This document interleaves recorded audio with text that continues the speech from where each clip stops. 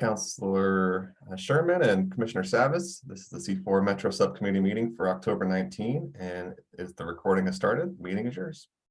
Great. Very good morning, good. everyone. I'm going to turn it over to Councilor Sherman to run this morning. I should be here for most of the meeting. I may have to leave a little bit early or turn my camera off from time to time. I'm juggling a couple of things currently this morning. So Councilor Sherman, take it away. Very good. Thank you very much. As Mr. Wilson indicated, today is October 19th. It's the C4 Metro Subcommittee. Always nice to have you here in my home, enjoying some coffee and hanging out via video. So welcome. Today is a TriMet filled day of C4 Metro Subcommittee, which we always appreciate and enjoy. And I think I'm looking around the room. I think we all know each other. So I don't, with the exception of our TriMet folks, we'll let them kind of pick up the ball here in a moment. Anything to kick things off, Mr. Wilson, before we get right into our JPACT update?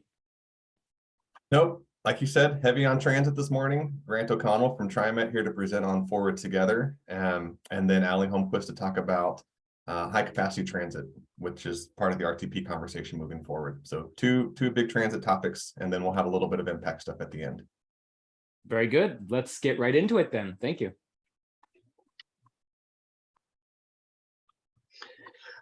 Well, it's good to be with you all this morning. My name is Grant O'Connell. I was with you earlier, I believe, over the summer, presenting on the existing conditions and background information leading up to Forward Together.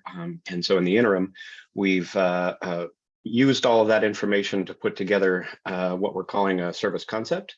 So I'm going to step through that today.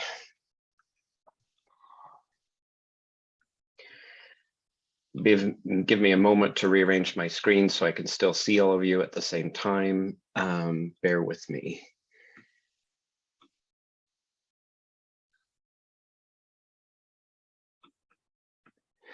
It is just my nature and my way of handling a presentation that I really welcome interruption and questions as I go.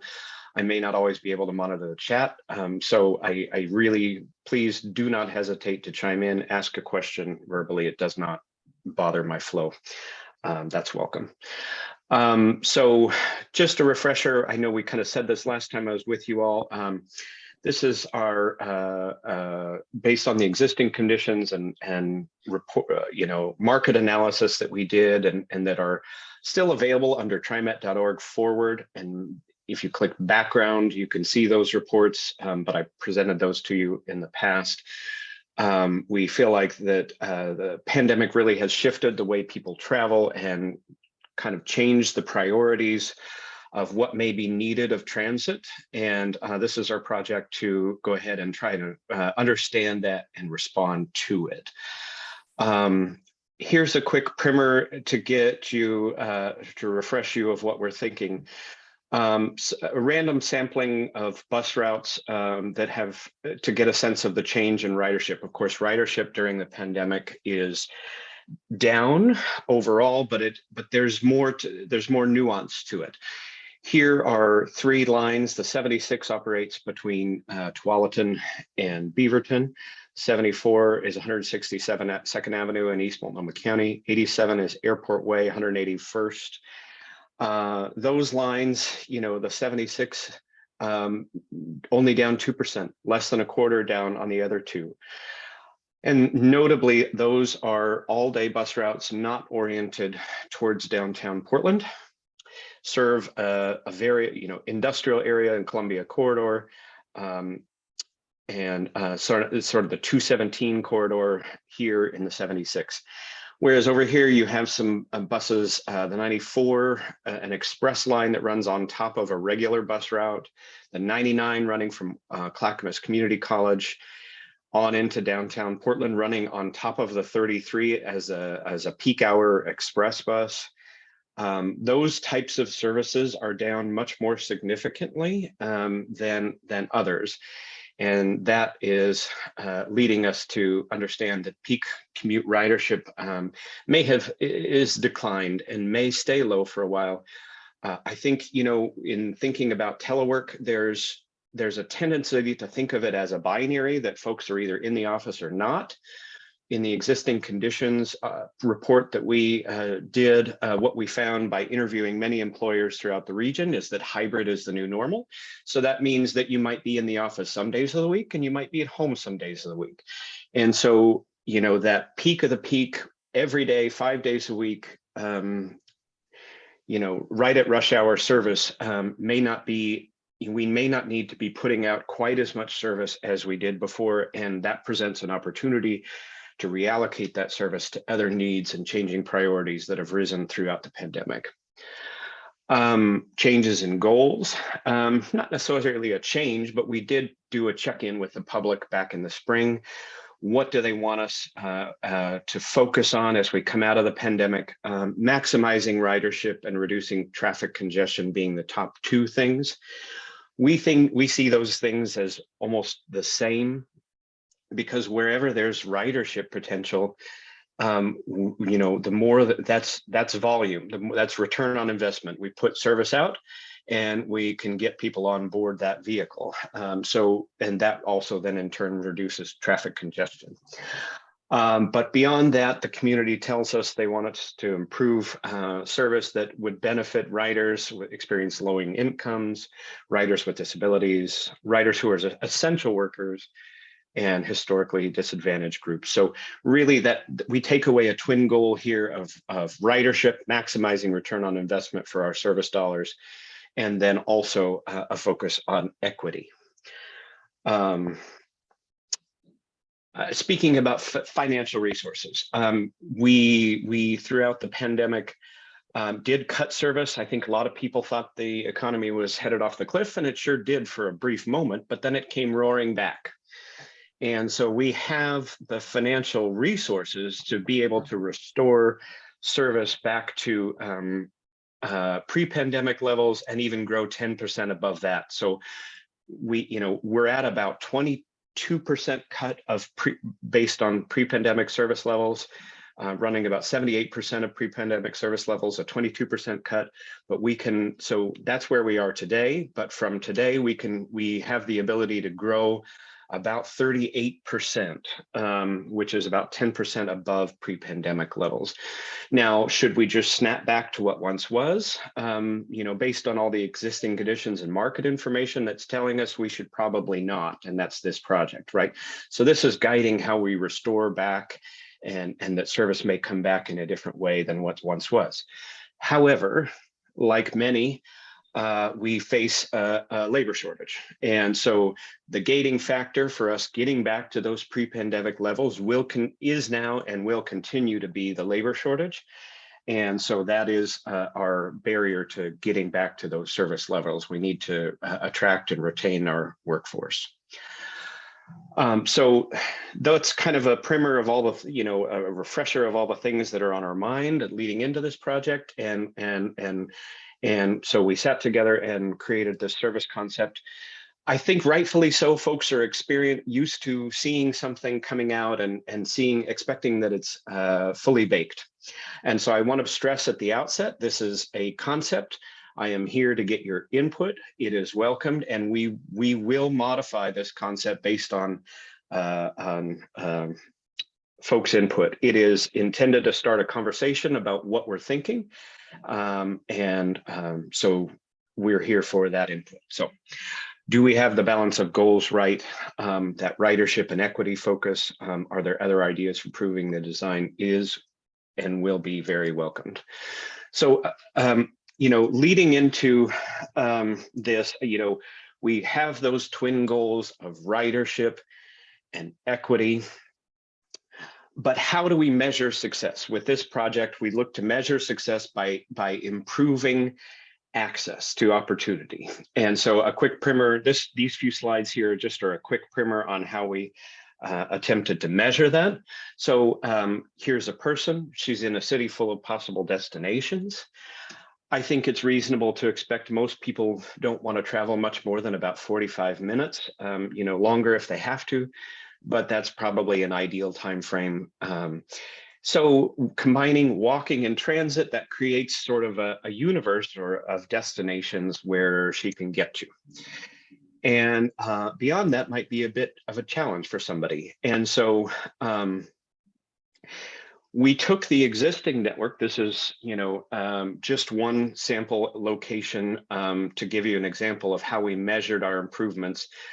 We've got some Clackamas local examples later on, but this just gave this particular location worked well for a good primer. So within the existing network, you have this kind of purple or salmon color. That is what is reachable within 45 minutes from that starting point of 148th and Halsey. Now, a couple notes here. This does take into so this is, walking out to somebody's front door, taking transit, and then walking in the walk to the door of wherever you're going to, because that first and last mile walk experience is part of that transit experience. This does take into consideration the sidewalk network, and so that's why you have Glendale Golf Course showing up as inaccessible there. But so within the existing network, somebody walking out of a door here and taking transit and then walking in another door somewhere else, this is about how far in 45 minutes they could get to from that point. And then with the new network that we're under the Forward Together service concept, that's the newly reachable areas. And so with those twin goals of ridership and equity, you see equity areas like Lentz, or areas of essential and in-person work like the Columbia Corridor and Troutdale Industrial Park coming to range there. And so that sort of shows our goals of ridership and equity by where the areas are coming in, measured by improvements in access. How have we made the network expand to cover more areas? So that's just a quick primer on how we did this work. Hey, Grant, quick question on just the methodology behind that. So, I know that if you're doing, multiple bus connections, there's going to be some variability between routes. How does this chart kind of factor that in? Is there just some base assumption that you would catch a bus within 10 minutes of getting off the other bus? How do you kind of calculate that? It takes the average of the frequency. So if one bus is a 30-minute frequency and coming off of a 15-minute frequency, 15 plus 30 divided, I'm not going to do the math right, but some that wait time might be around 22 minutes on average at most. And so it takes the, I guess the average is not correct, the median wait time. Yeah.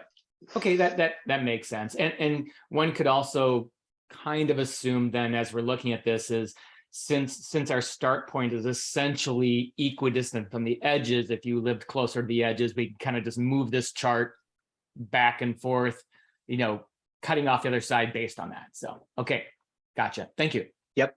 Yeah. It's going to run through, I'm going to blow past this because I think, it's important, but just touch the highlights.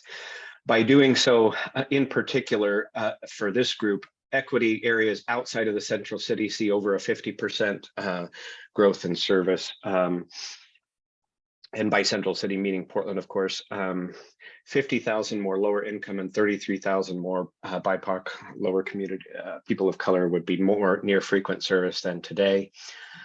Where did these service concepts come from?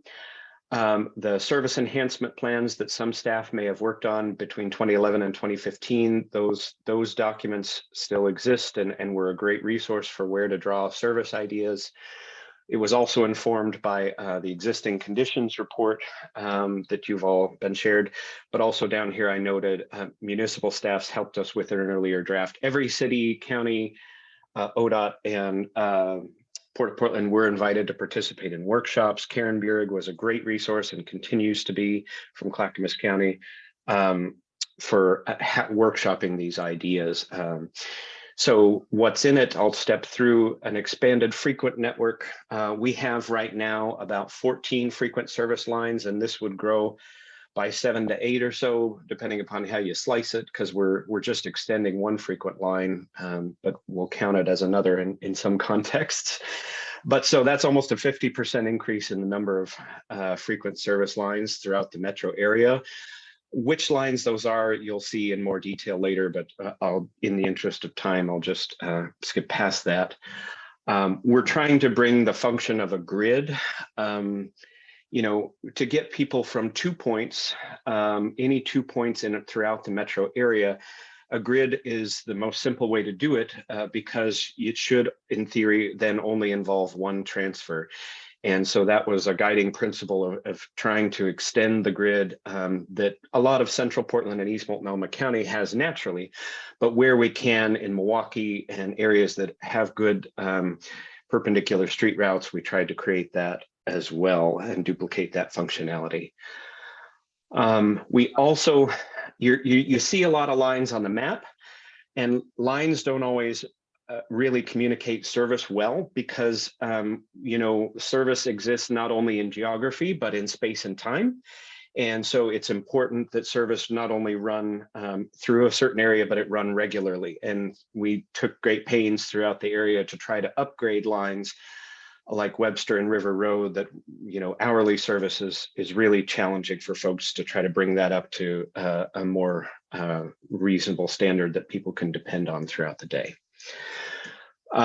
New service areas, you'll see these on the map, but highlighting for Clackamas, Southeast 102nd, Mount Scott Boulevard, Jennings, really brings, you know, 50,000 more residents would be within a quarter mile of walk to bus stops.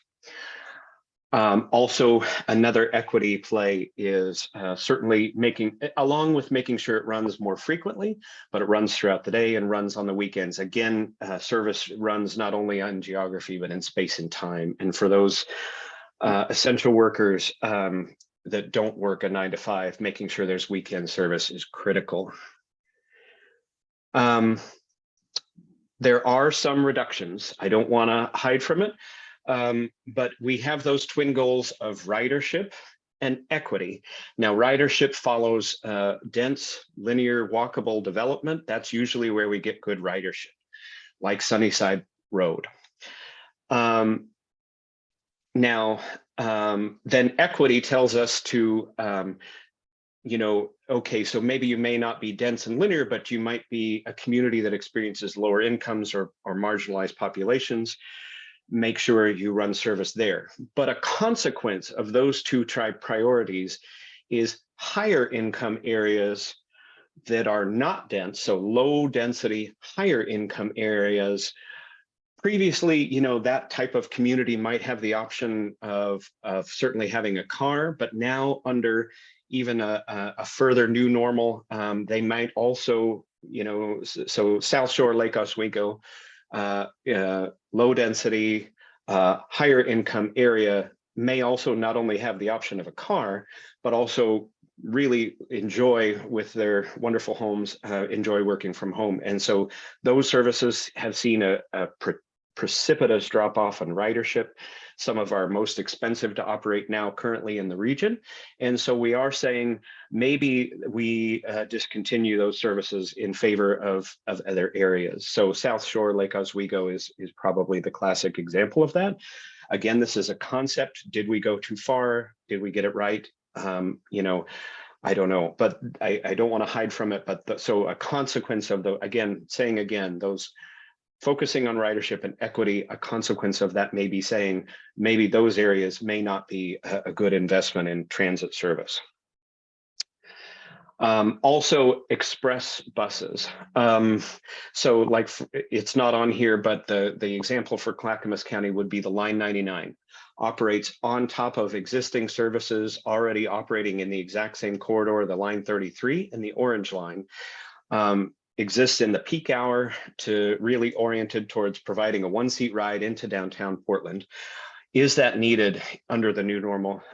Maybe not. And can we invest in the underlying Line 33 service, make it as good as it can be where it runs all day? And so invest in that and also in new coverage in other places. So those are the two, so that peak hour express service and the higher income, low density areas. That's where you may see cuts. But in any case, I want to just stress this is a growth concept, 38% more service. So where the cuts are, that service is completely being reinvested. We're not necessarily saving those dollars. We're just reallocating those service dollars elsewhere. under this concept. So that's all the background. Let's dive right into the network and look at some of these changes in detail. But I'll pause there. Commissioner Savas, I see a hand up there. Looks like you're on mute. I'll hold my comments until you're finished. I thought you were finished, but never. Go ahead. No, let's step through the network quickly here. I obviously expanded a bit beyond Clackamas County, but that network really functions as a whole between especially Beaverton all the way through to the river. So this is the existing network, and then here is the new network under the Forward Together service concept. Some quick primer. This kind of salmon reddish color looks at a service loss. Blue color looks at entirely new service coverage. And yellow is service upgraded to frequent service. And when we're in this area, I want to stress this little disclaimer. With these 5 lines, the 33, so McLaughlin, the 35, so Highway 43 between downtown through Lake Oswego, West Lynn, and Oregon City. The 76, we're now showing extended all the way from Beaverton, all the way through Tualatin and into Oregon City. The 79 running from the town center along 82nd Drive to Oregon City, and the 145, a new route running on Jennings, connecting through the Clackamas industrial area from Oregon City out to Happy Valley. Those 5 lines, we would restructure them as the lines on the map that you see, but we are in conversations with the state about that we think, related to tolling. If the state really wants to mode shift and consider the impacts of tolling, there may be need for additional dollars to run service more frequently than ridership may dictate, but in order to make it available as an alternative to mitigate the impacts of tolling. So just to be very clear on that, this is shown as if that funding were made available to us, but we are in conversations with the state. But what the frequency would be is what's in question. The route as they're drawn would be exactly the same. So stepping through that, we've created a new connection, as I mentioned, from Tualatin to Oregon City via I-205. And we are going to talk to the state about adding stops in the off-ramp at 10th for West Lynn. Progress Ridge and Tigard, of course, that's a little outside of your interest area. I'll talk a little more specifically about Lake Oswego here. So South Shore, I mentioned that one going away, but what you have in alternate is currently along Boone's Ferry, beautiful new streetscape project that Lake Oswego undertook is really showing a return on investment, very walkable now. And currently where that only has weekday peak hour only service, we're now upgrading that, and that would run all day, 7 days a week, making a new connection between Tualatin along Boone's Ferry to PCC Sylvania and on into downtown Portland. Line 78 along Cruiseway, a lot of jobs and employment relocated from downtown Portland, we found, to that employment center along Cruiseway. So currently Cruiseway, again, only has service in the AM and PM peaks on weekdays. Now this would have service 7 days a week, all day, throughout the day. Those are kind of the highlights on the Southwest, with one more point. OHSU outside of Clackamas County, but yet very important regional destination, has never been accessible from the South or Southwest without going into downtown Portland and back out outside of peak hour. Currently, if you need to do it from the South and Southwest, you have to go into downtown and back out outside of the peak hour. And we're reconfiguring 2 lines to create a frequent service connection from the Southwest up to Markham Hill for those essential workers and the like. A quick, look at Tigard. I know this is a bit outside that area, but you can see that effect of Cruiseway being brought into being more accessible within 45 minutes, and then new connections through Progress Ridge through Beaverton there. So that's just one random sampling of a location in the southwest where access improvements have been made. There is, you know, I know this is a bit outside of Clackamas County, but Tigard is telling us they want to focus on the Tigard Triangle. So there's some, this is showing some loss of connection. Lake Oswego into PCC is changed a bit, so service slight reduction there. And Tigard telling us by reinvesting in the triangle, there's some reduction in service here. So switching over to the east side of the river, this is the existing network. And this is what it would be. Sorry, I don't know why that looks blurry there. But what it would be under the new service concept. And again, this is where this spells out over here in detail what I said already, that these lines would still be restructured as they are, but then with additional funding through the state, we would upgrade the frequencies. And then there's also one other clarification. Line 155 extension into Happy Valley does require a boundary change. We've understand from early conversations with Ben Bryant, your city manager, Commissioner Sherman, that there's some interest there. We're, you know, standing at the ready to have those conversations, but feel like it's worth noting on the map because I do think there's some promise there. New connections along Thiessen through the Clackamas industrial area and those essential jobs there. New connections along Jennings on through past Clackamas High School and Happy Valley, and then with additional funding, making the Line 79 a frequent connection between Clackamas and Oregon City, and then Highway 43 from Lake Oswego on into Oregon City. We've also kind of streamlined Line 33 through Oregon City to make it more efficient and faster in light of losing that Line 99 express service. And so how does that sort of play out for Clackamas County? This one was worth looking at in 3 different ways because, so this is from one random point in Gladstone, Portland and Dartmouth there. How far can someone get today?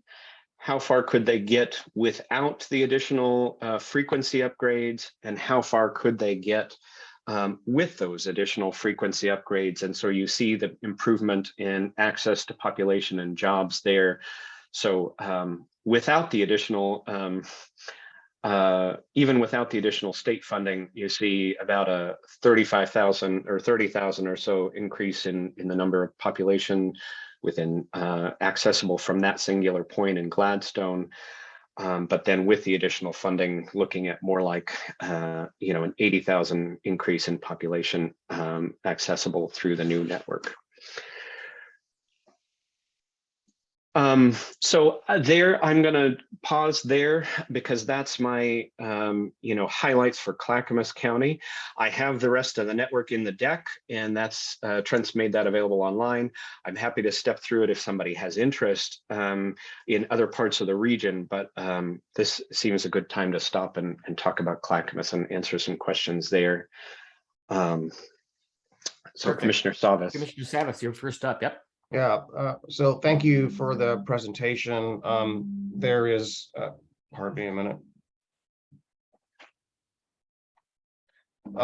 That there's a lot here to absorb. And before I go into my comments about Forward Together, and I don't want to digress and change the subject here, but quickly, can you tell me how the level of service study aspects that we asked for, that TriMet obliged to look at a regional level of service study, how that really where that's at and how that is factored in? Because I can see areas where there's now larger islands of desert, if you will, where there's no transit service, which will be, you know, Lake Oswego, West Lynn area, looks like, that kind of jump out at me right now. But could you just tell me that relationship between that what Sam Dessou announced here a while back about that level of service study and how it relates to this? Are they related?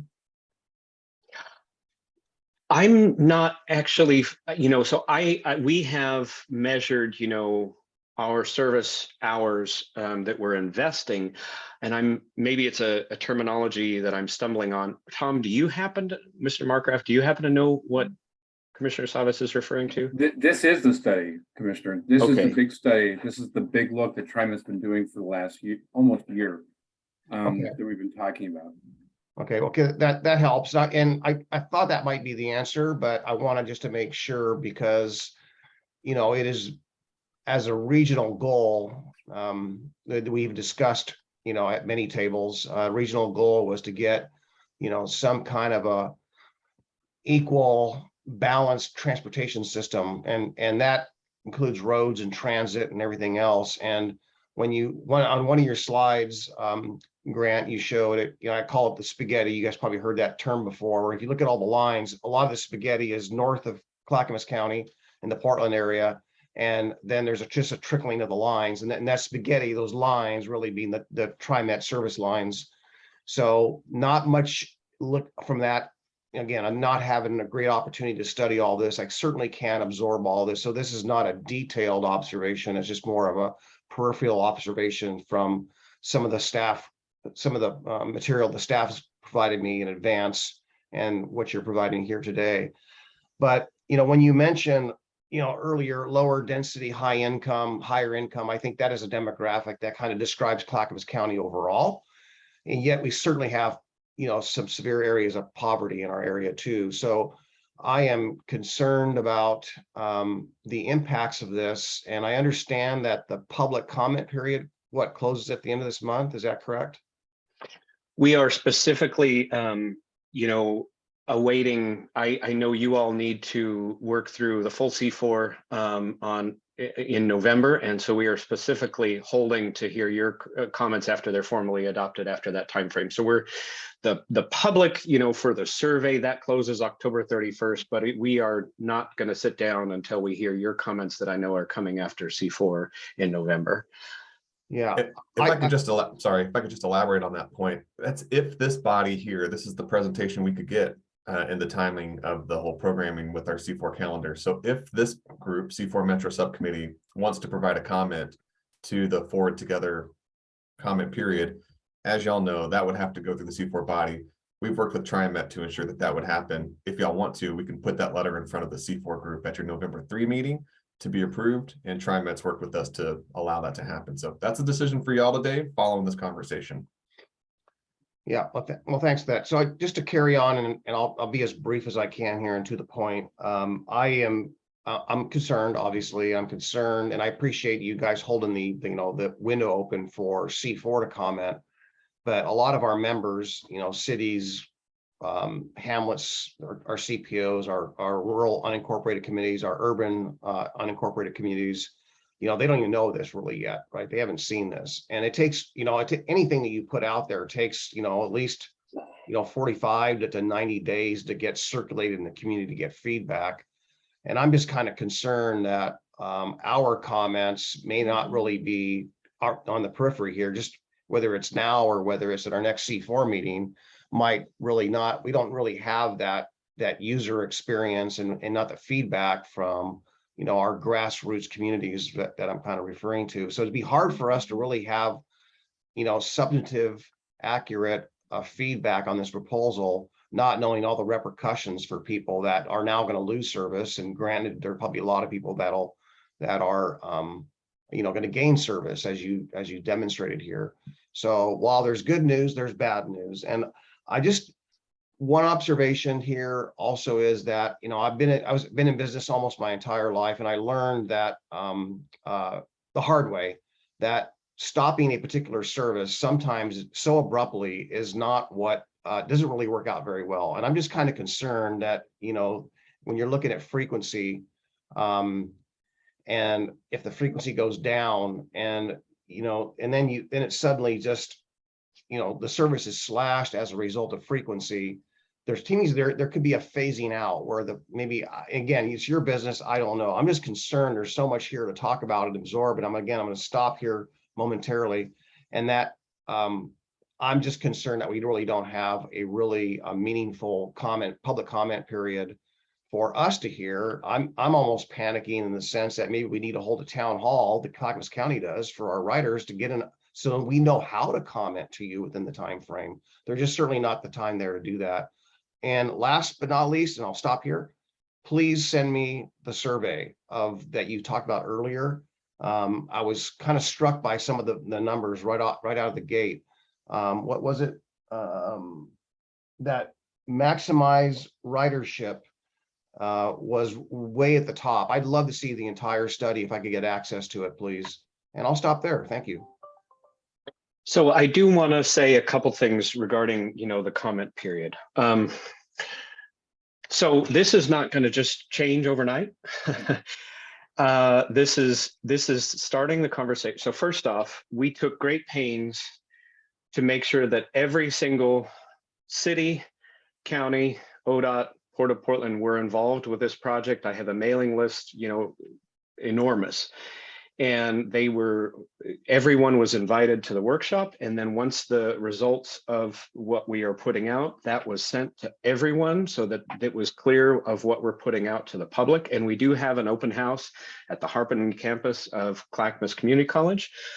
So we are doing public engagement. But the other thing is, as I said, this is not going to happen overnight. And so this is a roadmap for us as our labor shortage abates, as we're able to hire folks back to where we might begin to restore. And so each year, we're going to look at our staff levels and see what we might be able to put out. And then, as we always do every year, we then would put back out to the public in 2 rounds of outreach in the fall, a proposal about what we're going to do for the next fiscal year, and then get public involvement and refine it. Again, go back out to the public in the spring before anything hits the road each year. So every single year, we're going to go back through another dual round of outreach before anything is implemented. So right now is just talking about that roadmap, and that roadmap can kind of change each year as things become ripe and we put out there. So there will be a lot of engagement around this. This is certainly not the end of the story by any means. But back to, growth. This is a 38% growth over existing services.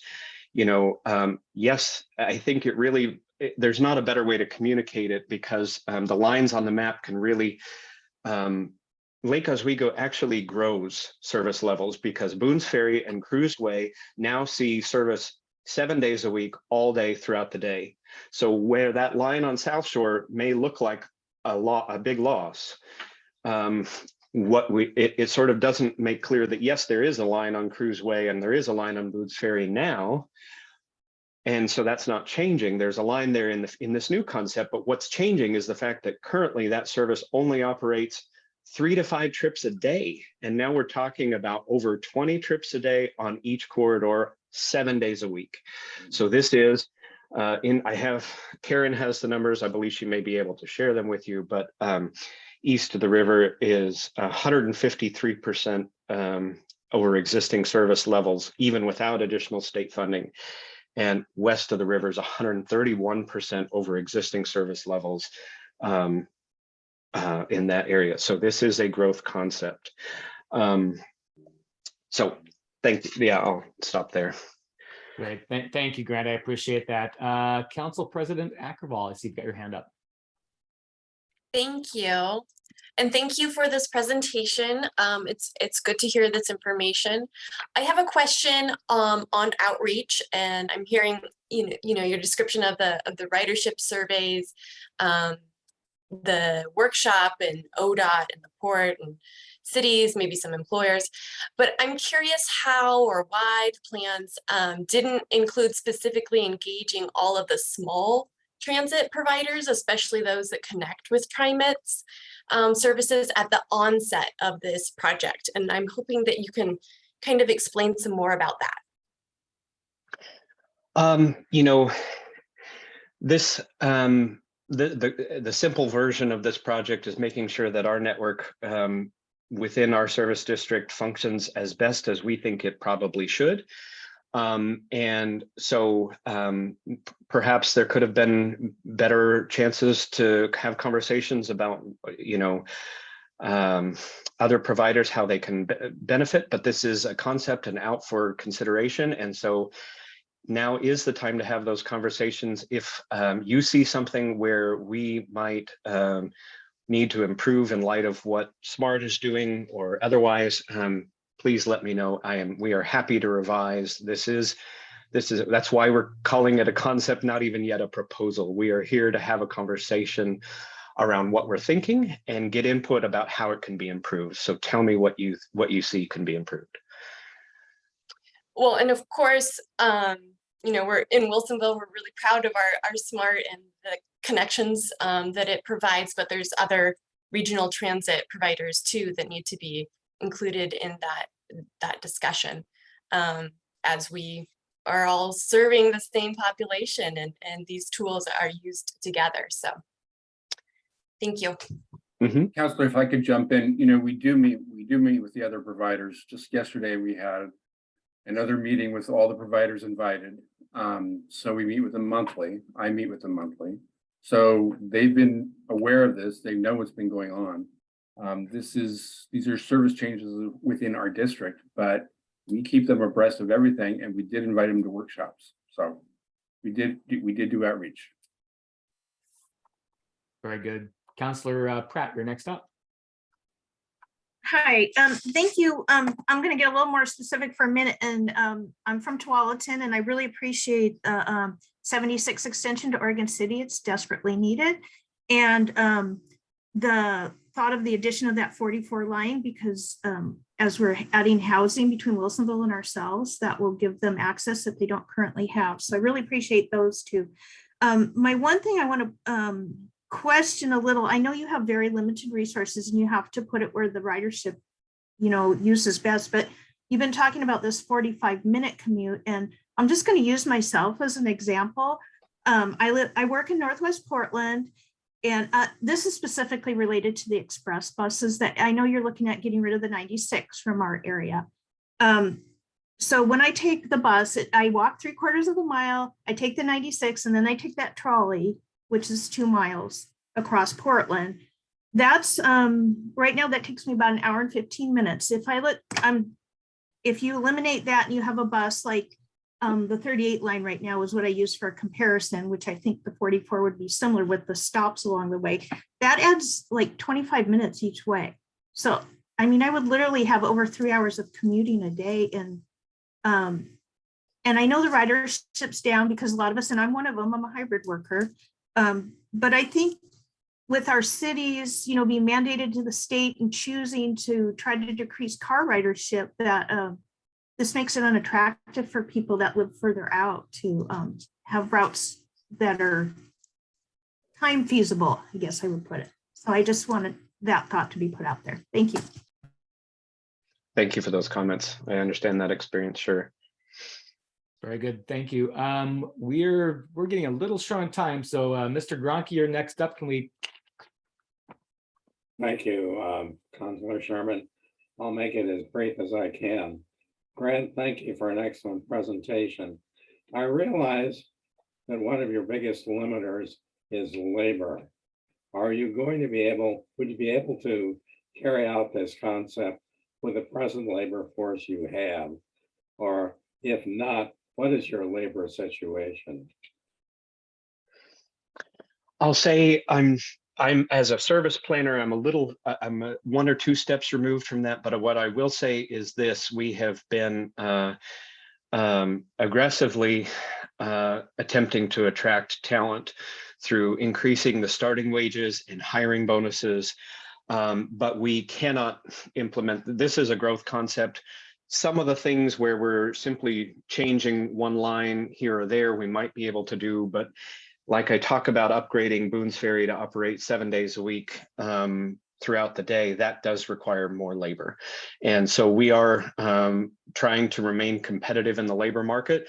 The good news for now is that, we're funded by a payroll tax, as you all probably well know, but that the growth in the payroll tax is trending well, just as other employers are looking to also be competitive in the labor market, raising wages, that's raising that payroll tax. So we're able to then also raise our starting wage to try to continue to maintain competitive in the labor market. So that those two lines are running somewhat in parallel right now, that trend line. And so we're confident that we can continue to raise wages as we need to attract talent, and doing everything we can there. But there's no way around it. It's absolutely going to take more talent, and we're going to do everything we can to try to attract talent. Very good. Thank you. Council President Heisey, quick one.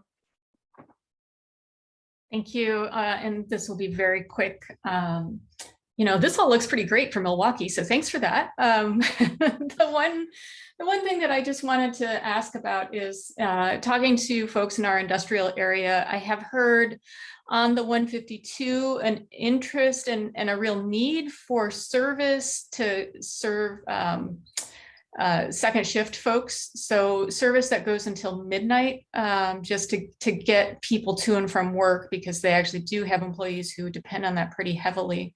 So I guess I just want to give a shout out to check in with those folks if you've got a way to connect with them. And if not, I'd be happy to put you in touch, because I do think that there's a substantial ridership potential. We're seeing growth in our industrial area.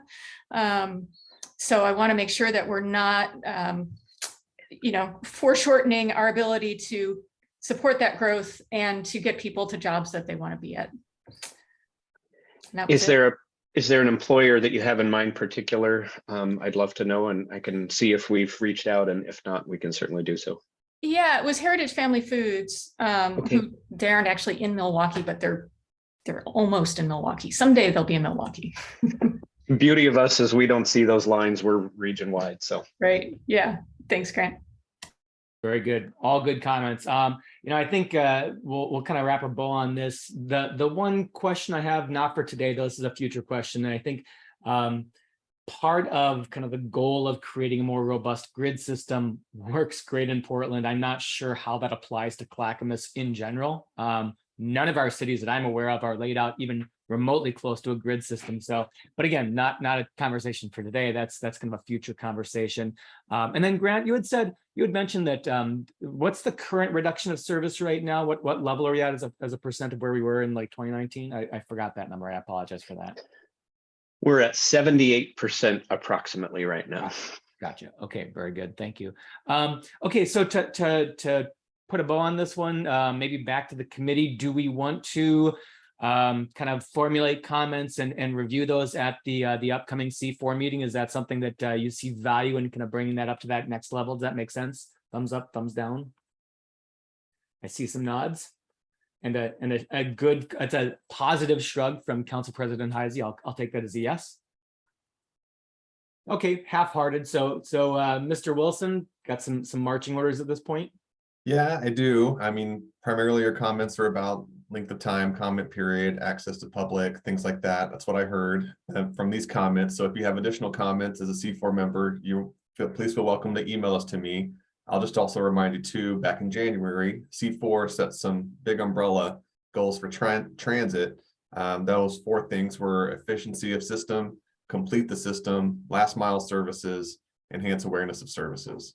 And so, I think I can work with our technical team, many of them are in the audience today, combine those with some of your comments and present something to C4 here at the November 3 meeting. And Grant and Tom, that'll be, hopefully a draft will be published in the packet that comes out a week in advance. Very good. Commissioner Sanis? Yeah, just one thing before we close this out. I had this concern at the very beginning when I first heard about this. I saw the slides and even today, and I'd kind of be remiss if we really didn't take maybe some step, but I think it might be advisable for us to send a letter, not dissimilar to letters we sent before to ODOT when we had a compressed timeline and limited public comment. I appreciate Grant and Tom's explanation about other opportunities ahead, but no pun intended, but if this train leaves the tracks and we don't really have adequate public comment in, or our jurisdictional comment in that is well versed, well understood by the deadline, I'm concerned that it might be a detriment. So I would just suggest that we formally send a letter. I'm going to be bringing this up to my colleagues on tomorrow, and see if they're interested in trying to get a letter to TriMet coming from the Board of County Commissioners. But it might behoove us not to do that from this body. So maybe I can ask again, either Grant or Tom could comment. If we have this discussion about a letter, is it possible before the deadline? You said you'll hold it open. If we have a discussion and we decide, if C4 decides at the next C4 meeting to send a letter about the concerns of the compressed timeline, and we want to hold it open longer, is that still just as viable an opportunity as it is today? I cannot hold it open beyond November 4th because we, I'm sure you all are familiar with how getting through a public process of a budget cycle, we have to start working on our fiscal year 24 budget starting in the spring, which includes what we're doing for service. So when this closes, we then get a sense of where we need to revise. And then in January, we're going to put out as a part of our budget what we think we're going to do with the next fiscal. And that'll be another opportunity for public outreach, for comment in January through, I think the budget doesn't get adopted until as early as March. So that's a whole nother window of where we're actually talking about. So, okay, this is our big roadmap, but here's the first few steps we're going to take. And so that'll go back out to the public in January, but I can't, I need to have the time to revise in that interim period between November 4th and when we go back out to the public in January. So I really regret I can't hold it open. We're already holding it open till November 4th beyond that for you all, but I can't stress enough. This isn't really, we're probably not going to actually ask our board to formally adopt this. This is a roadmap that we're going to use to guide us in the future coming years. And then each year, that's where, when we do our annual budget process that includes our service plan, that's when things get formally adopted. So that will have two, complete open windows periods of public outreach and public comment before anything hits the streets. And so that will happen on an annual basis over the next 3 to 5 years as our labor shortage abates. But those steps just kind of have to happen in order for us to adopt our budget next spring. And that's where things get formally adopted. And Grant's right. This isn't going to happen overnight. And Ed Gronke's question is just perfectly on target. We don't have the operators to do it overnight either. So this is going to be an incremental piece, and it gets to be adjusted as we go forward. But it's several years in the making of this thing. Yeah. The other thing is, as far as outreach is concerned, we've been working with the staffs of everybody for almost a year. Well, since January anyway, and we've been doing public outreach. So this is not new to a lot of folks. Right. I do know, folks, that when the Orange Line opened and there was that transition between the Orange Line and the changes to 99 and 33 and the routing, there were a lot of unhappy people that said, I can't use it no longer. And to Councilor Pratt's point or her experience, those are the stories and concerns that I have concerns about, let alone the lift service loss that we haven't even talked about here today. There's going to be a substantial, am I wrong? There'll be a loss in some of the lift service coverage. We're analyzing that right now as a part of this, and would publish that and would revise if need be to make certain thing, it's a policy statement to a degree. So we're analyzing that impact there, because there's actually, for example, with that new extension between Tualatin and Oregon City, that actually brings things into the lift boundary as well. So it's not entirely a loss. And we always have in the past said, where people who are existing Lyft customers, if fixed route changes, they get grandfathered in. So that's there. So we need to understand that more and may revise around that, but it's not clear it's entirely a loss because there is some new coverage like Progress Ridge, like the Clackamas industrial area. So we're analyzing that. Okay, I'll stop there and just throw that out, Councilor Sherman, about our window of opportunity, and if we want to suggest we send something short term or wait till October or November 4th to do that. Sure, no, I think that makes sense. And maybe just one clarification. So I think, Grant, on one of your earlier slides, you had indicated, this is not yet a proposal. The purpose is to start a conversation. And then you said the board probably won't vote on anything before January. So, just kind of trying to clarify like where we are in this process. I don't know how to tell it rather than to tell it through the example of a previous experience. And hopefully this is informative. For those that worked on our service enhancement plans, if you look at that document and some of the service that's been launched through it, following it, we didn't formally adopt those service enhancement plans with our board. And that gave us the leeway that when those services became ripe, we didn't implement them to the exact letter of detail as they were spelled out in the service enhancement plans, because each year we learn a little bit more about what might be right for the market. And then we put those ideas and plans in practice based on that new information. So like when we split the line 79 along 82nd Drive and 31, that we created 2 lines out of 1.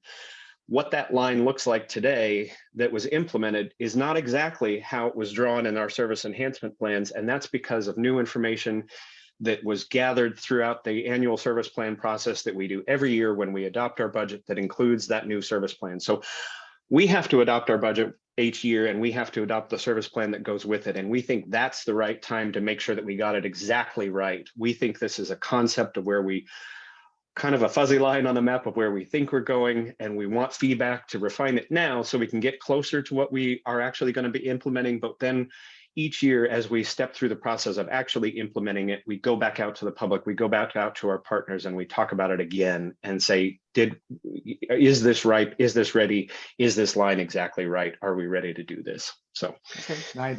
I appreciate that feedback. We will table this one today and we will keep on rolling ahead. So Grant, Tom, appreciate the time today. Very, very, very helpful information.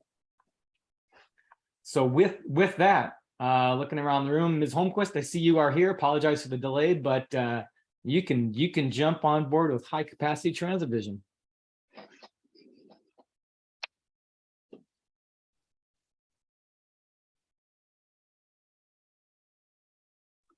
Thank you so much. Apologies for the delay there. Just trying to get my screens in order. I'm hoping you're seeing my slide deck, trying to jump right into it. Perfect. Good morning. I'm so happy to be here this morning. Thank you for having me. It's my first time in front of the C4 subcommittee, but some of you might recognize me from JPACT, which I have been to earlier this summer.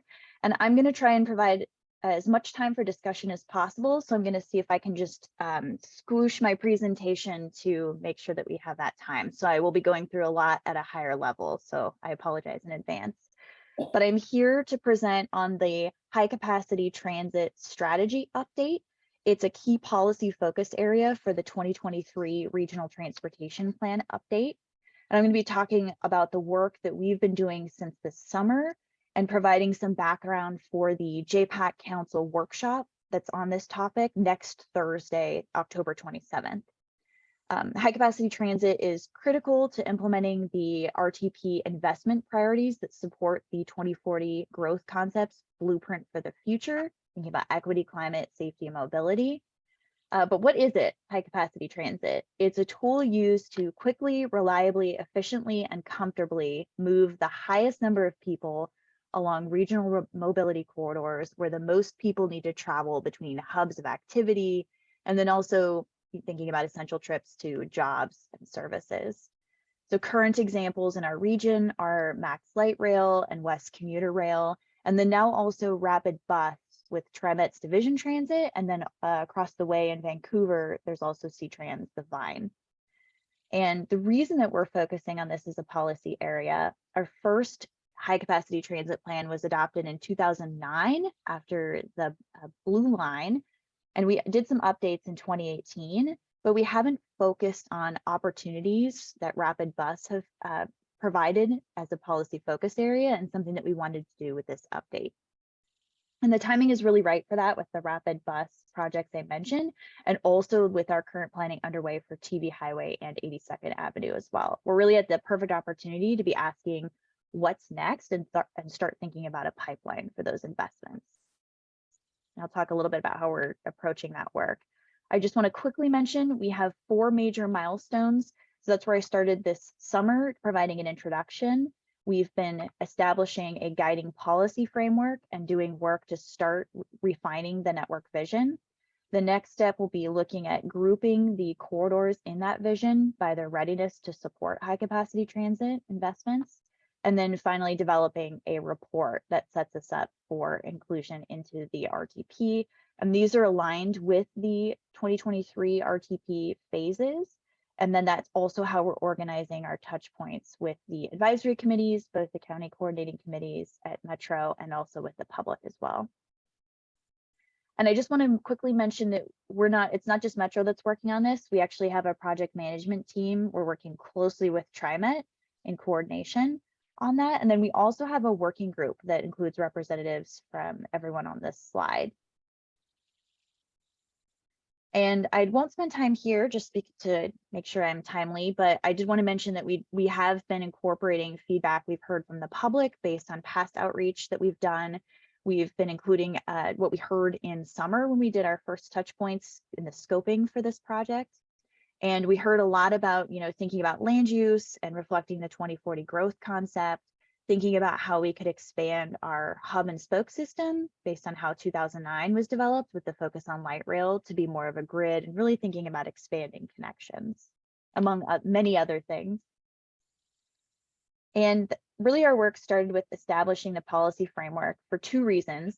We wanted to have a guiding document that really allowed us to make refinements that best reflect current and future regional priorities and responding to emerging trends, thinking about changing travel patterns. You just heard a lot about that from Forward Together, what the transit environment is today, and using that to reconsider the future for high capacity transit in the region, and also inform the work ahead as we look towards evaluating corridors to refine the vision, and then also assessing those corridors to think about tiering. So how do we do that? We did a gap analysis, and we looked at other recent work by Metro, TriMet, and our federal, state, and local partners. We also did a peer review of regions around the nation based on a number of different criteria, like having rapid bus in their system, some best practices that we could learn from around our investment priorities, and then maybe some other interesting lessons learned. And then based on what we learned through the gap analysis, we worked with our working group and found that we could make some refinements to existing policies to separate out where we had kind of combined a number of topics and or maybe trying to do too much in one policy. We could make some adjustments to the language to better align with the other policies in the RTP that are overarching, thinking about equity. There's some language in there around community stability. We could better incorporate state of good repair, and then also strengthen our focus on climate change outcomes and the role that high capacity transit plays in that, and the climate smart strategy. We also found that we, based on what we heard, could tie our policies more strongly to the 2040 growth concept and the role that transit plays and that different types of transit play. And then we could also make some adjustments, more aligning those with other modal network policies in the RTP. And that we could better clarify the role of high capacity transit and then enhanced transit or better bus in the regional transportation network. And so with that context in mind, we worked through the working group on how to apply that. So we started with leveraging the opportunity to expand the current role of high capacity transit, which is really connecting regional centers to the central city, which is how we ended up with the hub and spoke in addition to the light rail focus. And think more about connecting regional centers to each other, strengthening those connections, and then also bringing in some connections to town centers as well. And then we also talked about to successfully play this role, what high capacity transit needs to be successful and being this cornerstone for success in our investment priorities. So we looked at making some adjustments, clarifying it's the backbone of the transportation network, not just the transit network, thinking about it being well connected, people focused and equitable, and then also thinking about needing a high quality of service, that fast, frequent, safe, and reliable, getting to that definition I started with. All elements of capacity and key to being an alternative to driving and supporting mode shift. And that really, in addition to having that level of service and quality of amenities, there's really, it incorporates as much roadway as priority as possible to get that speed and that reliability and really serve that function. And there's a different role for mixed priority in the street for better bus that's really focused more on keeping the bus on time. And that's really what makes an investment high capacity, that combination of the level of service, the enhanced amenities, and the street priority, which really takes a partnership to implement as part of a corridor level capital project. We talked a little bit about what makes a corridor ready to use resources cost effectively and support this type of investment, needing a very compact urban form with destinations close to transit, a dense mix of uses, but a balance of jobs and housing, creating activity for 18 hours a day, a mix of, essential services, grocery stores, medical clinics, educational institutions, well-designed streets and buildings that have good connections, have good access to transit, have the opportunity to include elements prioritizing transit and creating a good environment for walking and rolling. And then also plans, strategies, and partnerships that support development of transit supportive places and streets, and also community stability.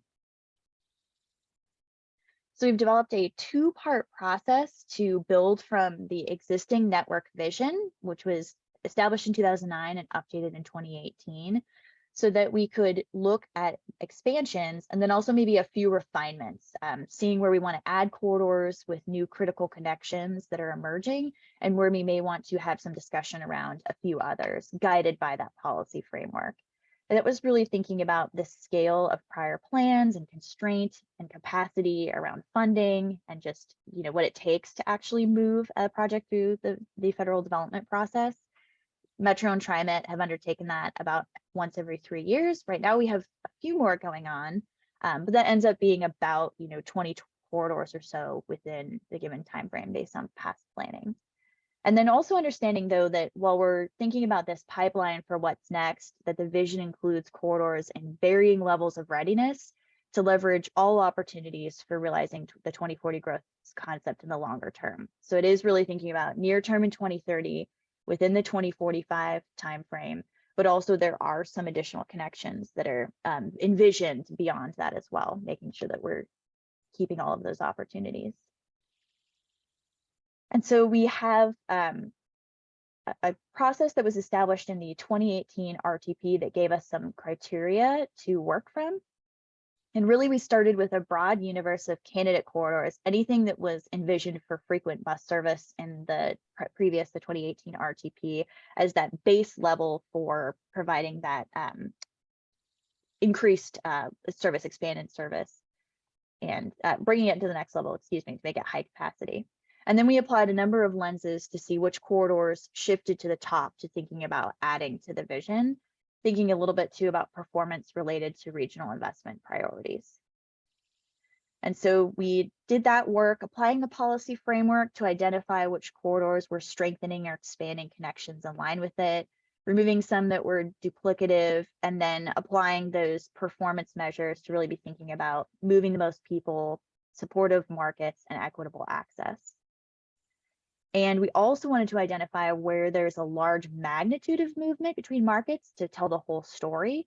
So thinking about centers, but also beyond them, to really be thinking about other key destinations like major employment areas and hospitals that I mentioned before. And then also thinking a little bit about travel time related to driving, and so where investments can have a big impact, and really keeping this approach in line with the main role for high capacity transit. And so the next step, we're working on that right now, and that's why we're doing outreach to feed into that process as we finish refining the vision.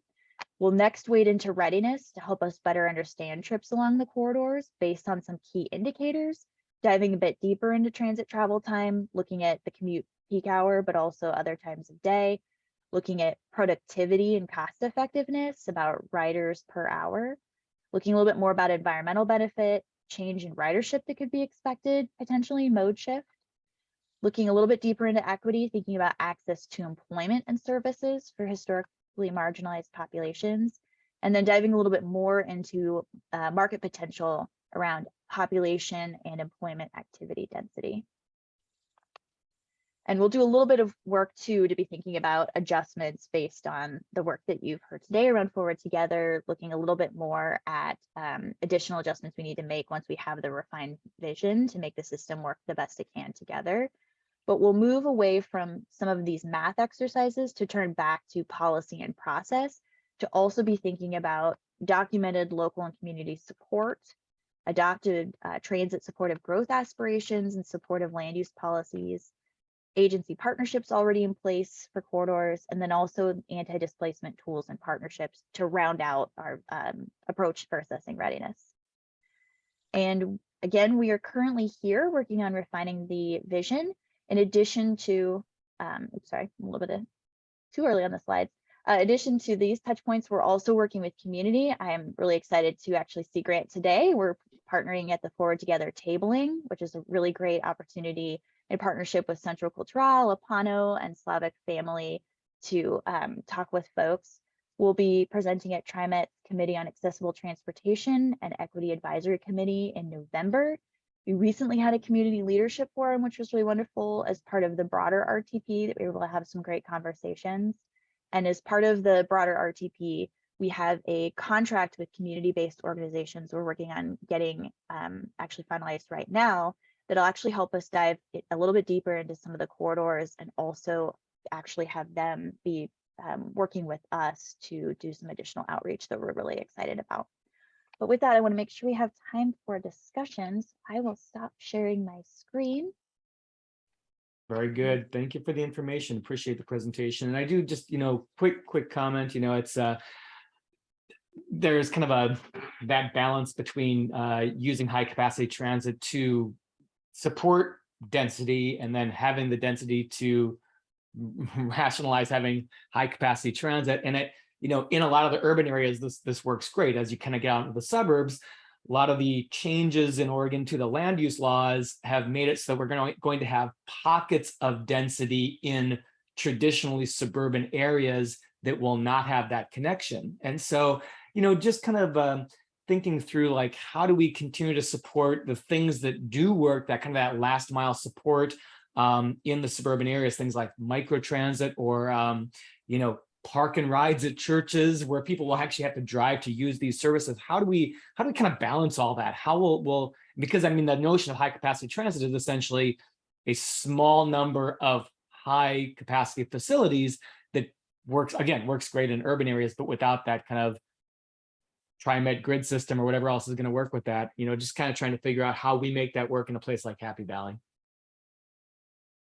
That's such a great point. I appreciate that so much. And one thing I forgot to mention is that we are actually looking at, after this study, an access to transit study where we actually will be looking at the connections to the network and thinking about exactly microtransit and other types of solutions. So van pools and shuttles. There's a lot of work going on right now by all of the counties actually around shuttle service.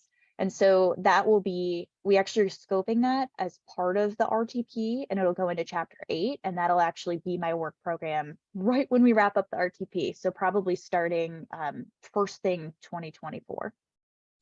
Okay, very good. Commissioner Savis. Yeah, well, great point, Counselor. You really touched on an issue that has been dear to my community and for over 20 years. The need, we didn't talk about it in the last presentation, it's related, but the principle that was in the last presentation about the grid structure being a priority and knowing that very little of Clackamas County and TriMet's area has much grid, the need for shuttles in areas of topography challenges and so forth in an elderly population is very, very concerning. We've been begging, crying, whining for a long time for shuttle service. It was a principle that was embedded in HB 2017. And it seems to me that we just don't seem to see much of a commitment. This is such an expensive investment. I don't discount the benefits of what it could do, but I think that as these lines are put in, it may actually, when it comes to high density and the principles behind that and the incentives like reducing parking, it really gives the people right now that are trying to drive their car from the top of the ridge in West Lynn or Oak Grove or wherever it may be, Jennings Lodge, and not a place to park their car to get the transit. That last mile is so crucial, and it's exacerbated in areas with topographical challenges. And if there's not any emphasis in the RTP, or, to me, a state of, are we really ready for this at this point? I think we need to be mindful of that. It just seems to me that we haven't, that cry for shuttles is not being received and reflected much here at all. Thank you. Very good. Thank you for the comments. Any additionals before we transition on? We had a little bit of a tight time frame today. All right. Thank you for the presentation. Thank you for the information. All very good, and keeps the brain active on a Wednesday morning. It is Wednesday, right? It is. All right. Next up, looking to Mr. Wilson. I think we've got a quick TPAC update. Is that what we have next on the agenda? That's correct. And want to save a little bit of time for a quick MPAC update as well. Very good. Thank you. I see Mrs. Bierig and Lorenzini down in the bottom of my screen. So you're on. Great. This has been a really full meeting. I think our update can be relatively short because we at TPAC have been discussing many of the items that you have talked about today. But again, I'll call attention to PDF page 72 in your packet that does provide the overall highlights from TPAC. Again, I never can forget to recognize Jamie Lorenzini because she has done a fantastic job and adding actually a little humor as well to the little TPAC overview. So I truly appreciate that. And really the one item that she talks about and has talked about is the regional mobility policy update. It's a draft policy. It's been, the work has been underway for the past 3 years. And it is an item that will be talked about just as a discussion item tomorrow at JPACT. So there are details about the mobility policy within your packet. Like I pointed out, that's a really nice high level summary of a relatively complicated change that is underway. So with that, I don't know if you had any other things you'd like to add. I'm not going to go into a whole lot of detail because there'll be other opportunities for that. Do you have anything else, Jamie? No, Karen, you summed it up really well. At the top of page 74 are a few just bullet point feedbacks you may want to consider when you head into JPACT tomorrow, just to keep in mind. But Karen, awesome job.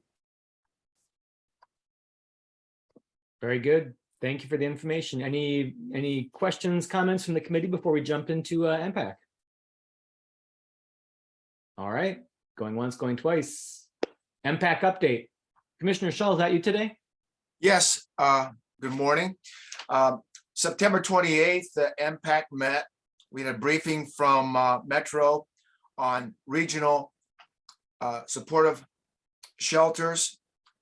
We had a briefing also on the draft urban growth boundary exchange. And finally, we discussed the regional pricing policy development for the 2023 regional transportation plan. Now, next Wednesday, MPAC will meet again. As of last night, the agenda and packet weren't yet on the website, but we will be discussing the urban growth boundary land swap. Monday, Metro sent us There are 3 recommended options for that. Option 1 and 2 are parcels of land in the vicinity of 242nd north of Highway 212. And option 3 includes a piece in that area and a piece of land adjacent to Oregon City. So we'll discuss that. Also on Wednesday, MPAC will discuss our recommendations to the regional pricing policy for the 2023 RTP. And I think that's going to be everything that we'll discuss on Wednesday. I've asked staff to brief me on Monday on their ideas on the UGB exchange and on the regional pricing policy, so that I can brief the board on Tuesday in preparation for Wednesday's meeting. So that's what I have, Brett. Very good. Thank you. Mr. Wilson, I saw your peace sign, so. Thanks. I guess there's a button for this. I just wanted to, I shared the link to the 3 options that Commissioner Scholl recommended there, and Andy Shaw from Metro is here to answer any questions that y'all might have about this topic. And also note that Councilor Craddock and Councilor Lewis's staff person Ramona are in the audience listening to this conversation. Their meeting is tomorrow, if I understand correctly. And so if you have questions, if you have comments, I mean, now's an interesting time to share those in your remaining 6 minutes. Very good. We'll open it up unless Mr. Shaw, you've got some anything you'd like to just add before we jump into this? No, just happy to be here if you have questions. The council will hear the CRO recommendation tomorrow. MPAC has 2 meetings on this topic, and we'll move through the process to December to narrow it down to 1 proposal and action in January, just high level overview of the timeline. But happy to answer any questions you might have. Very good. Okay, well, you know, I mean, I just received the information on the 2 of the options I can see on my screen, and you know, I'm not personally terribly familiar with the areas, but I know that they are, you know, quite a ways east of where, you know, where Happy Valley is and relative to them. And I know that, you know, with the disincorporation of Damascus, it from a city perspective, I'm assuming it's kind of Happy Valley would serve those areas in the far flung future as we migrate east, but given that we're at 242nd plus or minus, that's, you know, quite a ways in the future from where we are currently. So I, you know, at least from Happy Valley's perspective, I don't see that as a, you know, a huge issue at this point in time. However, you know, I know that at least from Clackamas County's perspective, there has been a little bit of heartburn sometimes. I'm not sure if that applies specifically to these areas or to just some of the areas we talked about on the east side of the region. Any other comments, questions, thoughts about this topic? Wow, you mean we're going to get in under the wire today? That's impressive. Maybe it's just because Commissioner Savas has already left the building that we don't have that opportunity to let him come on board. Okay, well, I think, you know, I think the Oregon City property, the Oregon City commissioners were generally supportive of it, to the best of my knowledge. I don't think. Yeah, we had a presentation before Oregon City Council. I want to say a week and a half ago, and very good discussion about. There was lots of familiarity with the specific area that we were, both areas that we were examining. Strong support for the idea of taking the South Park Place area out of the boundary. Very challenging to get. Water and sewer out to there and see it developed. And also, you know, sort of a sense of supporting the regional effort to get more market rate housing going, more missing middle housing going in an area that has plans and is ready to move that forward. A little bit of concern, I think, in Oregon City about the state requirements around housing targets, and, you know, sort of does that affect the city in any way around their housing targets? I think when we pointed out that these are areas that aren't even annexed to the city yet, that reduced the concern about targets they may have for housing within the city boundaries.